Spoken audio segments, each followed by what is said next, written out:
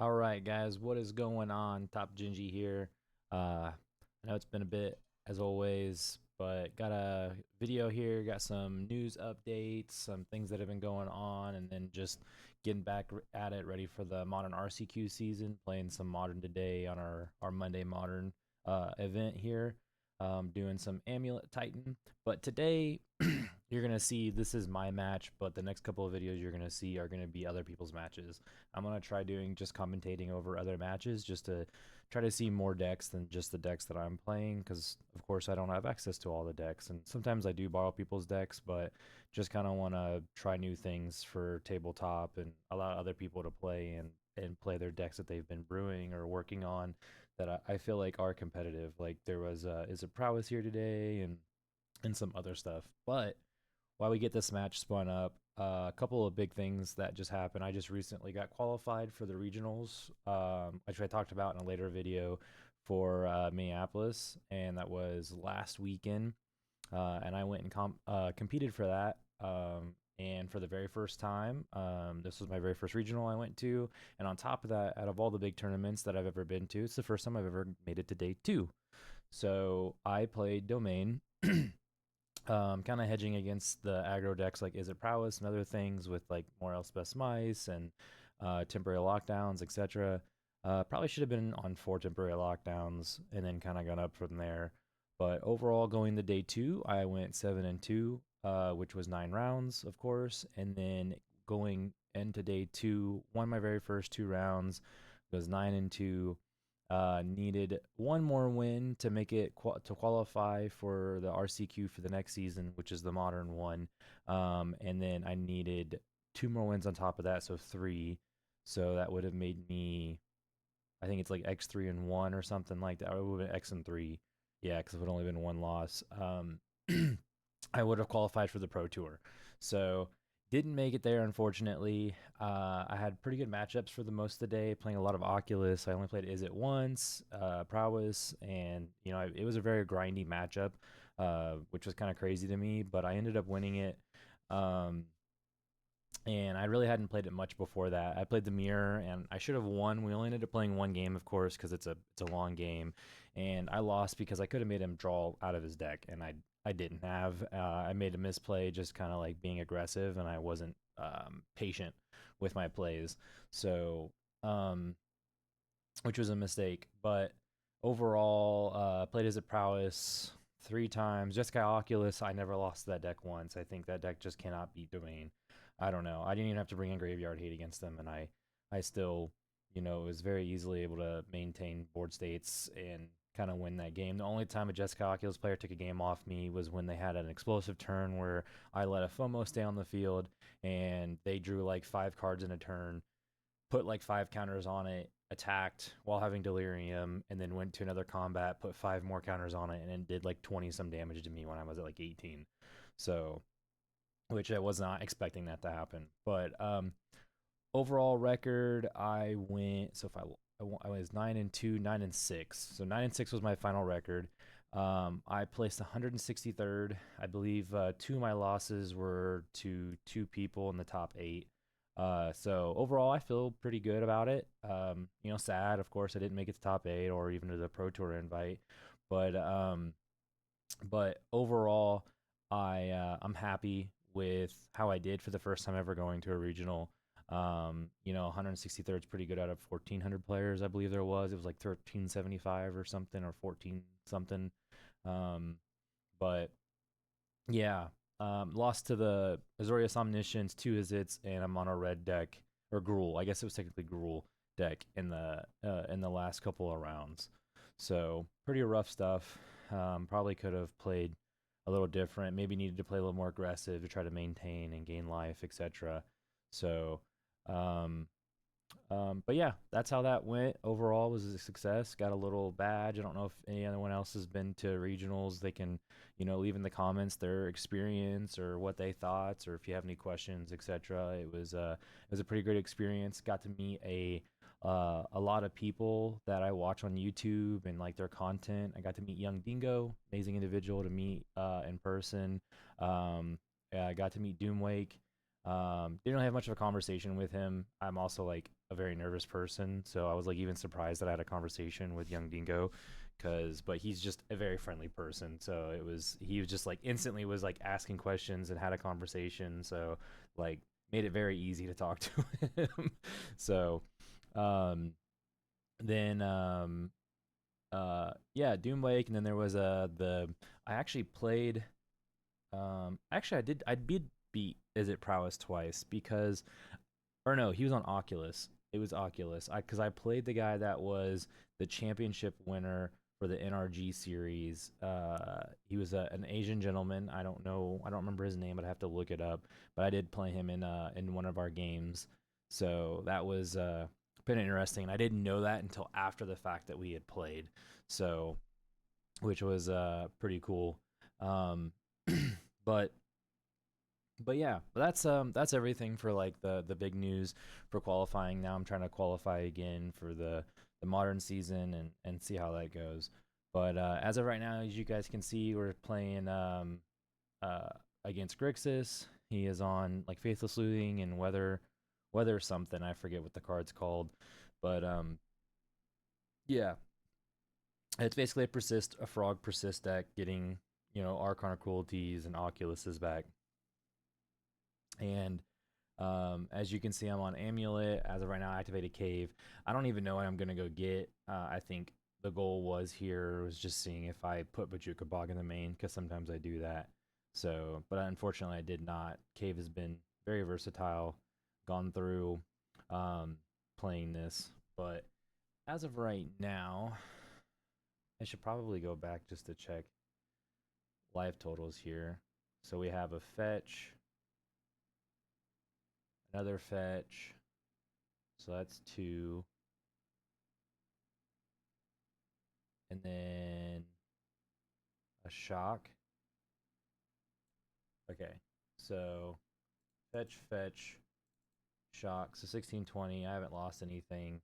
I don't think I have anything here. So of course he's gonna gain 3 life and I'm gonna lose 3 life, and it's gonna get really rough for me if I don't draw something. So when you're playing these kind of decks, you kind of gonna have to have explosive starts. I mean, they don't have tons of interaction, so I should bring the let's bring the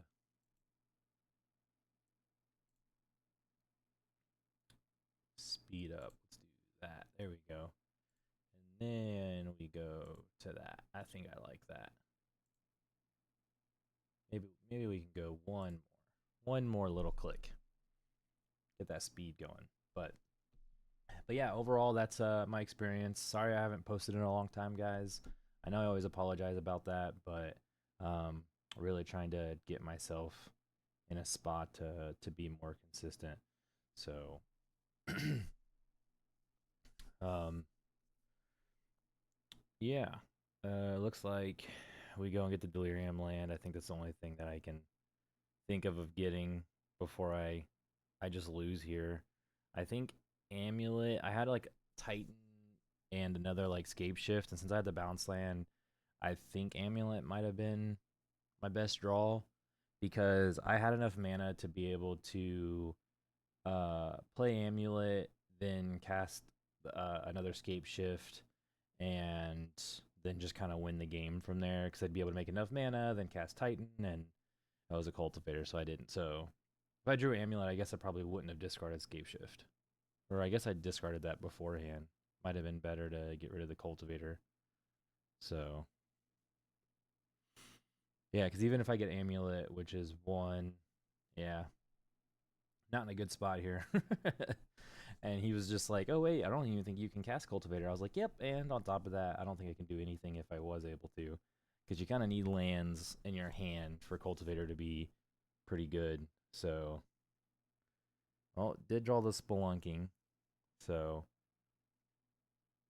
crazy thing is that like if he didn't have Stubborn Denial, Scape Shift probably was my best answer, because if I played so now that I'm thinking about, and Scape Shift, by the way, so I wasn't a proponent to Scape Shift. I was like, okay, it's cool, it's neat, it does some cool stuff, but like it's like if you don't if you don't have like your turns like 2 and 3 wins, like it is a guaranteed turn 4 win. And sometimes with like double amulet and having scape shift, it can be a turn 2 win. Because I'm pretty sure there was a turn where I did it with my opponent. It was like the funnest thing to figure out. But I literally was like scape shift, and I had an aftermath analyst in my hand, so it was like 2 scape shifts and an aftermath analyst, and I was like scape shift, do a thing, get Lotus Field, make my 6 mana, put it back, aftermath analyst, bring everything back, make a bunch of mana, sack 2 lands to the Lotus Field, and then I had 2 lands left into play afterwards. Scape shifted again with the mana, and then use that to basically I had enough to get I think it was like the Delirium land and something else. So then I had the infinite loop there with Teleria West. I think I Teleria West. That's what it was. I Teleria West with the land to like I said, this is all on turn 2 with 2 amulets out, and did the scape shift, did the bounce land Teleria West, went to Teleria West, got Titan, cast Titan. Then I got the Delirium land with enough mana so I could activate the Delirium land, do my infinite loop, basically. And I was just like, scape shift 100%. I see why that card went up to like 40 to $50. So it's definitely really good. It makes the deck fast and consistent. I mean, I I don't know about certain cards that I specifically don't know about. I definitely like Summoner's Pact. I think you at least need 2. Summoner's Pact is, I definitely agree, you need 2. I don't know about Green Sun Zenith. I think Dryad needs to be in the deck, and Valakut. I know people have been off of it, but in my opinion, it's a way you can just kind of win the game, right? Like, if someone deals with Aftermath Analyst, they deal with the Titans, they deal with the Cultivator, like, it just gives you, like, it's just a singular threat that just wins you the game, especially when you're playing 4 scape shifts, right? Like, it's the card where you have 5 mana, or you have 5 lands out or 6 lands out, and like you're a little slow and you're just like Dryad, or like I've there's been turns where I've literally used Shifting Woodland to make a copy of Dryad and still had like 5 lands out and scape shift, and hit I think it's 5, whatever it is, whatever the minimum is, and like just scape shifted my opponent to win because they took themselves down to like 12 life, and I was at 2 and they had no interaction. Like, it's just a card that just wins, just like how you can just win on turn 2 having double amulet. Like, it, I think it's just worth playing, like, in my opinion. Um, so don't know about Green Sun Zenith so far. I think it's good. I think it's like a necessary evil.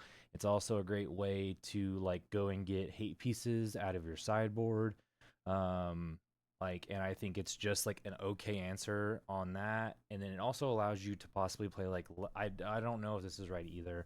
I'm currently on 3 Arboreal Grazers, so I can put in the Green Sun Zeniths because like it allows you to like hopefully get an Arboreal Grazer early to like ramp, but it also, with Green Sun Zenith, it is like an explorer for you without drawing a card.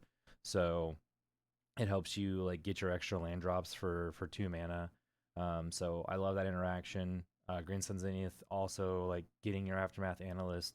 Um, you know, it's like 7. It's just like with Green Sun Zenith, it's just like your Cultivator Colossus is for 7 mana, right? You get Aftermath Analyst or your Titans, which is cool, and it doesn't get hit by like subtlety. So it has its upsides to it for sure, but I just don't know if it's like a 4 of. I think it's just like your Summoner's Pact. I like having like 2 of, and having the capability of getting your random like hate pieces and stuff like that, your Collector Oofs, your Outline Liberators. And yes, I think Collector Oof is still relevant in the meta for what I've seen. There's like some combo decks with Moxes and artifact decks. There's Belcher's on the rise now because it's a really good combo deck. So that's my personal experience. So I think the biggest thing that I haven't been on is like so many Crumbling Vestiges. People play like 4 or 3. I'm on like 2. But I play a little couple of hedge lands here and there, like One card that I really like, which allows you to win sometimes in really awkward spots, is Kessig Wolfrun.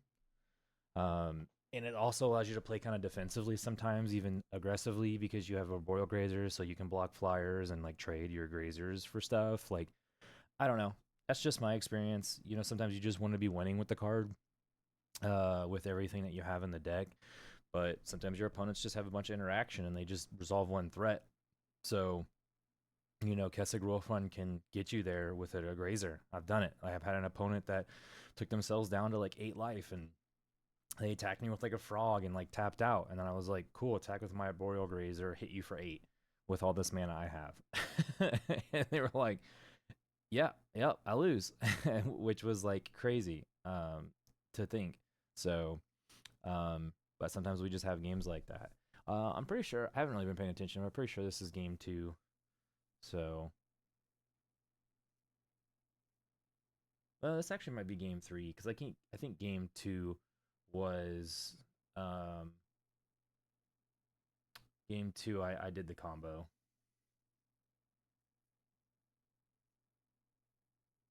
I didn't really talk about it because I was going on my tangent about Titan. So, um, but yep, make green, spelunking. I mean, it doesn't really matter what we play here. But I think the bounce land's correct because no matter what, we can be on 6 mana if I draw Titan and you know, with the crumbling vestige, and this just allows us to either like cast a 6-drop or um, you know, get ready to have activation of Cave next turn for Bojuka Bog because we play 1 Bojuka Bog on the side. I don't know why people have been off this. Maybe because it's cheaper, but um, one of the turtle card, I feel like I understand the seal because like Dimir doesn't have a way to like interact with it, but I like the turtle card because it's like not only good against the Dimir matchup, but it also is like any other control matchup where you want to like buy pieces back out of your graveyard, or possibly when your opponent goes to like surgical extraction them, you can buy it back out of your graveyard. I know it's small, but you know, it's pretty big. Okay, so this was game 2. This is slow hand game 2, and I just, you know, ate away his graveyard, and he's like, yeah, I got nothing else. So he's like, there's no reason to go on after this. So then we go to game 3. Um, but I think the card's really good. I don't know about Seal. I do love the interaction with 6 and Aftermath Analyst. Like that, it's technically like an infinite loop because if you bounce a land back, then you get to discard the land to cast spells, which is also cool because like you can like discard a bunch of your lands to cast spells from your graveyard, and then you know return them all with the Aftermath Analyst. So has some cool stuff here. Now this hand was pretty interesting. I don't think I have like a multi mana land here, like a bounce land or a Lotus Field, but I think I had like double amulet, and like Valakut and a forest or whatever. So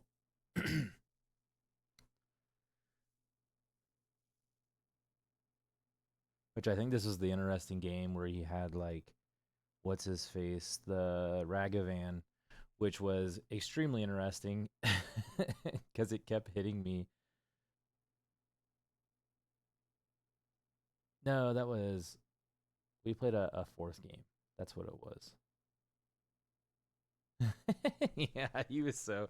I'm like I felt bad for him too. I even said that. So, we don't have a bounce land, but we have the scape shift. I only had the amulet, and I literally ripped a freaking Urza's Urza Saga off the top, which is kind of nuts. It's bonkers.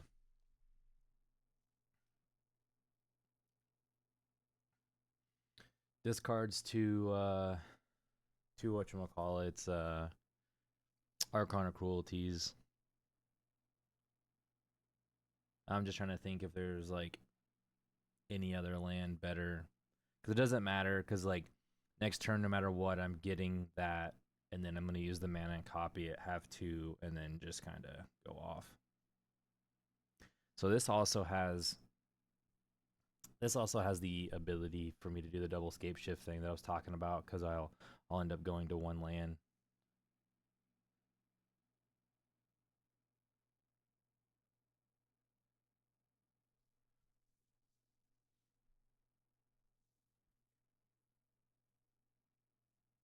So this is where, so I didn't have a bounce land or like any like extra making mana lands, and I wanted to go get Expedition Map, and then I remembered that I took Expedition Map out of my deck, so I was like, ugh, okay, because I just drew Amulet for turn, and then this makes me my second Amulet, of course. So I just realized that I was like, ah, crap, I didn't have it. So I'm like, okay, I guess we just have to like hope for the best at this point. So I think it's just we're not gonna make a copy, and we just need a cast. Um, yeah, we want Valakut out, or I guess not. So we drew Spelunking. But yeah, okay, yeah, there we go. And then that comes into play untapped, and then so they've gotten every single amulet out. So if he blows up my amulets, it's kind of GG's. I don't know if they played Brothers. Oh, I guess they'd probably play Meltdown. Meltdown's kind of a wild card. But I guess we're in a good spot here. I mean, we literally just get to go. We get to go land, do the thing. And so this was funny because he discarded Archon of Cruelty, get one more damage in, and then um